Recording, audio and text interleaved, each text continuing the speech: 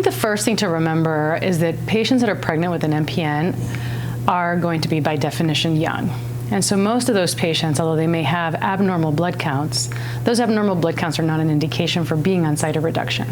So oftentimes when I encounter a patient that's considering pregnancy, really what I end up doing is taking them off of their cytoreduction, because oftentimes they come to me on hydroxyurea. Once a patient is pregnant, I think the most important consideration is to remember that those patients need to be kept on aspirin.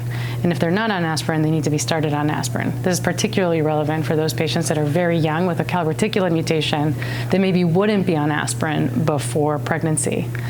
And the other is to try to establish a relationship with a high-risk OB provider so that they can help monitor those patients. And then lastly, although we think of pregnancy as a high thrombotic risk, really it's the postpartum period that's the highest risk of thrombosis, and that's a period of time where patients need to be on low molecular weight heparin.